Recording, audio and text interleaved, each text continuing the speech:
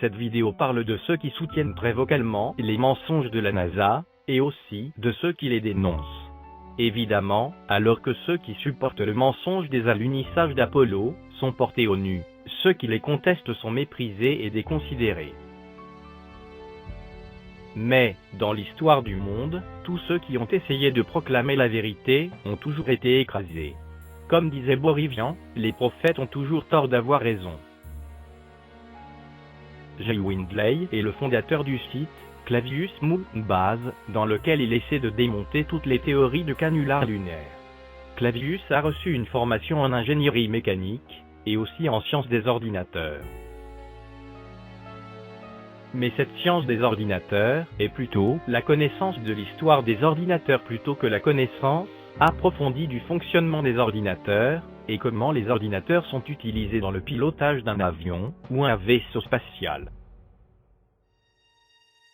Quand je vois qu'il fait une démonstration en éclairant deux objets avec une lampe, et en montrant que leurs ombres divergent, sans se rendre compte que ces ombres divergent parce que sa lampe est trop rapprochée de ces deux objets, et reçoivent donc sa lumière sous deux angles différents, je me rends compte qu'il a de sérieuses erreurs de conception.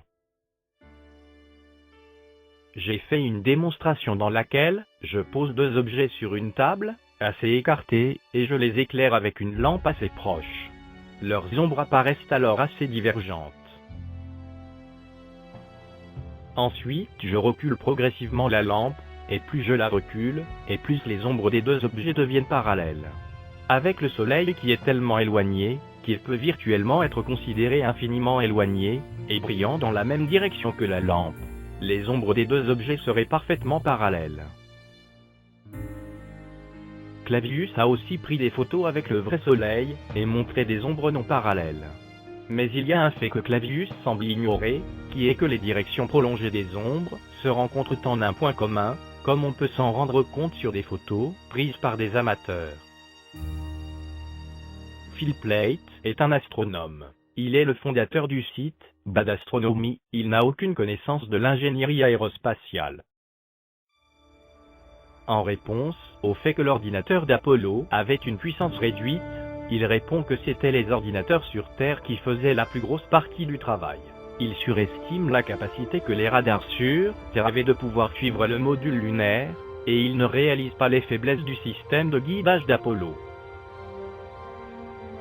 Il semble aussi ignorer que les radiations existent au-delà des ceintures de Van Allen, que celles-ci ne créent pas les radiations, mais nous en protègent seulement, et qu'une fois passées ces ceintures, il n'y a plus de protection contre les radiations causées par les éruptions solaires, lesquelles sont loin d'être négligeables. Robert A. Breunig est un journaliste scientifique qui est le fondateur du site Rocket and Space Technology. Il tente de nous convaincre que tout est normal à coups de chiffres qui en jettent plein la vue. Il a imaginé une trajectoire du module de commande qui aurait permis d'éviter la partie la plus dangereuse des ceintures de Van Allen, et a calculé que, en suivant cette trajectoire, les astronautes auraient reçu des doses de radiations acceptables. Seulement cette trajectoire est purement imaginaire, le module de commande n'a pas pu la prendre, car cela lui aurait fait consommer plus de propergol que ce dont il disposait. La trajectoire dont les ingénieurs de la NASA avaient prévu qu'elle serait suivie par le module de commande se trouvait dans le plan de l'orbite lunaire, et elle rentrait bien dans la partie la plus dangereuse des ceintures de Van Allen. De plus, comme l'a montré René, le danger des radiations ne s'arrête pas après les ceintures de Van Allen, mais continue au contraire. Les ceintures de Van Allen arrêtent les radiations qui nous tueraient sans leur protection, elles ne les créent pas. Frank O'Brien est un journaliste scientifique. Il a écrit un livre pour décrire l'ordinateur de navigation du LEM, The Apollo Guidance Computer, Architecture and Operation. Il répétait ce qu'il a lu dans la documentation d'Apollo, sans se rendre compte de ce que cela a d'aberrant. Il dit en particulier que les programmeurs devaient insérer dans leur programme une séquence répétitive d'instructions pour tester si une tâche plus prioritaire n'était pas arrivée, auquel cas le programme en train de tourner devait lui céder la main. C'est aberrant pour deux raisons. Parce que cela surchargeait les programmes et les retardait. parce que cela apportait un retard dans le lancement de la tâche plus prioritaire, qui ne pouvait prendre la main qu'après que le programme en train de tourner arrive sur une séquence de tests de changement de tâche. En fait, le programme en train de tourner n'aurait pas dû se soucier de l'arrivée d'une tâche plus prioritaire. Le système de gestion des tâches aurait dû tester la priorité d'une tâche dès son arrivée et faire le changement de tâche, le cas échéant, si la tâche arrivante est plus prioritaire que la tâche en train de tourner. Tout utilisateur de la programmation en temps réel sait cela et ne peut que s'étonner de la manière dont la gestion des tâches fonctionnait dans l'AGC. Une autre aberration réside dans le fait qu'il y avait des points réguliers du programme où toutes les données utilisées étaient sauvées, de sorte qu'en cas de redémarrage de l'ordinateur, le programme en cours pouvait redémarrer depuis le point de sauvegarde le plus proche, avec les données sauvées à ce point de sauvegarde. C'est une plaisanterie évidente, car le fait de sauver les données voulait dire perte de temps pour sauver ces données, car, avec la mémoire lente de l'AGC, c'était loin d'être rapide, comme si l'AGC, qui manquait déjà de puissance, avait encore besoin d'en perdre plus, et cela nécessitait aussi de gaspiller de la mémoire pour sauver ces données. C'est d'autant plus aberrant que l'ordinateur, en cas de redémarrage, pouvait redémarrer au point où il avait été interrompu, avec les données courantes. L'adresse de l'instruction suivante est sauvée dans le compteur de programme. J'ai fait une vidéo en deux parties, l'AGC, un ordinateur ou un clown, faite à partir du livre de Franck Audrien, et qui montre l'absurdité du système de gestion des tâches de l'ordinateur d'Apollo.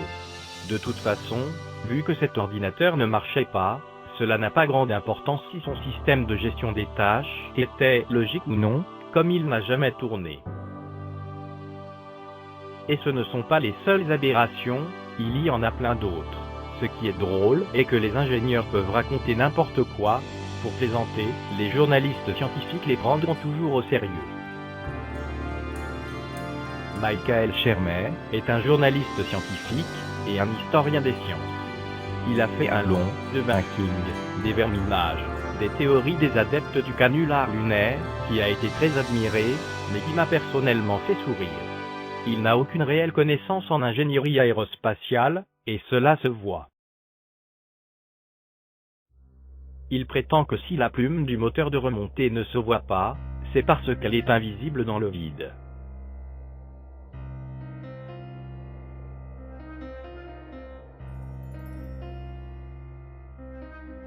Malheureusement pour lui, il y a d'autres vidéos sur lesquelles cette plume se voit. Alors c'est une plume à visibilité variable.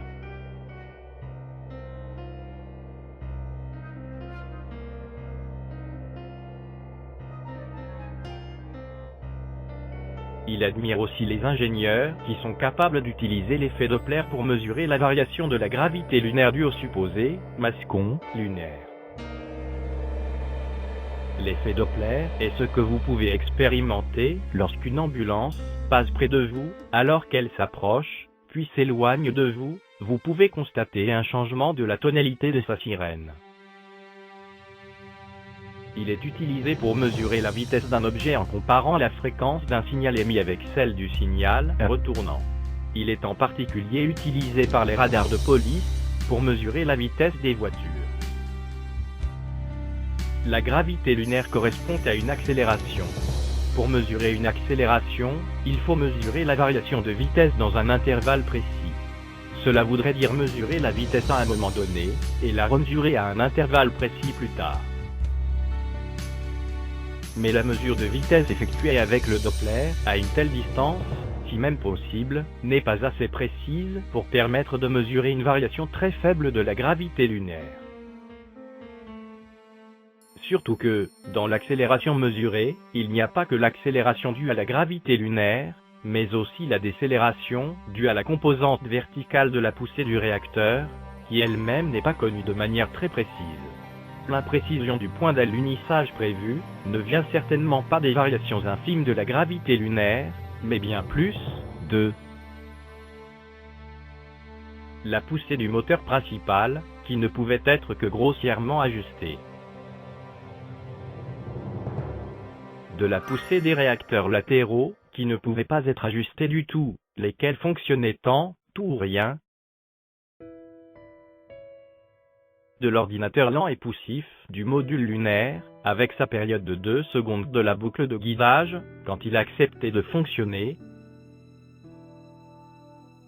et surtout du processus complètement aberrant de désignation du point d'alunissage, qui a été décrit dans la vidéo. L'absurdité du désignateur de point d'alunissage, avec lequel le module lunaire était sûr de louper le point d'alunissage désiré par les astronautes.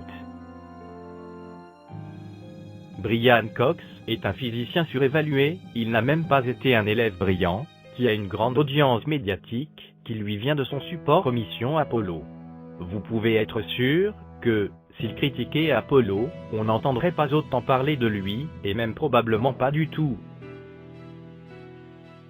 C'est lui qui a dit que ceux qui ne croient pas en Apollo devraient s'acheter un nouveau cerveau. Moi je vois un cerveau qui lui irait très bien, celui qu'on voit dans Frankenstein Jr. Bill Kaysing est considéré dédaigneusement comme n'être qu'un simple bibliothécaire, parce qu'il classait des documents techniques dans la société Rocketdyne, constructrice de moteurs de fusée. Mais il ne faisait pas que les classer, il les lisait aussi, et les corrigeait. Il était donc très au fait de ce qu'ils contenaient. Il a aussi assisté à de nombreux lancements de fusées. Il a écrit, peu après les missions Apollo, un livre, We Never Went to the Moon, Nous ne sommes jamais allés sur la Lune, qu'il a publié lui-même. Ralph Roney est ce qu'on pourrait appeler un self-made-man, il est déconsidéré, parce qu'il n'a pas pu terminer ses études, et a travaillé comme charpentier. S'il n'a pas pu terminer ses études, ce n'est absolument pas parce qu'il en était incapable, mais tout simplement parce qu'il n'en avait pas les moyens, il était très pauvre, il n'a pas pu être aidé par ses parents. Il a même été SDF à cette époque, et a dû rentrer dans la vie active, sans pouvoir aller au bout de ses études. Mais c'était loin d'être un idiot, au contraire. Il a fait partie de la Mensa, ce qui est considéré comme l'élite reconnue des gens les plus intelligents. Il a étudié plusieurs disciplines, et a déposé des brevets mécaniques. Son livre, NASA Moon America, montre qu'il avait des connaissances approfondies dans plusieurs domaines, connaissances que sont loin d'avoir ceux qui défendent si vocalement Apollo, et qui montrent de sérieuses erreurs de conception. Il n'avait pas les mêmes domaines de compétences que les miens, nous nous complétons. J'ai traduit son livre, mais je n'ai pas fait que le traduire, j'y ai aussi introduit mon expérience personnelle. Au fur et à mesure, j'introduis des remarques personnelles. Je ne suis pas d'accord avec lui sur tout, je le contredis parfois, mais toutefois, nous sommes tout à fait d'accord sur le point principal, l'homme n'a jamais marché sur la Lune, sauf en rêve, et la NASA s'est moquée du monde entier en prétendant l'avoir fait. Il n'y a pas la moindre preuve de la réalité d'Apollo, toutes les preuves, indépendantes, sont bidons et faciles à démonter. En plus des remarques que j'ai rajoutées au long de son récit, j'ai rajouté quelques chapitres personnels derrière les siens. Dans la description de cette vidéo, je donne un lien vers le livre commun à deux auteurs, Ralph Roney et moi-même. Je vous invite à le lire, et à revenir dans cette vidéo après l'avoir lu, afin de me donner vos impressions sur celui-ci. Quant à ceux qui n'ont que l'insulte à la bouche, je vous préviens, vous m'insulterez une fois, mais pas deux, en tout cas après que je me sois rendu compte de la première insulte,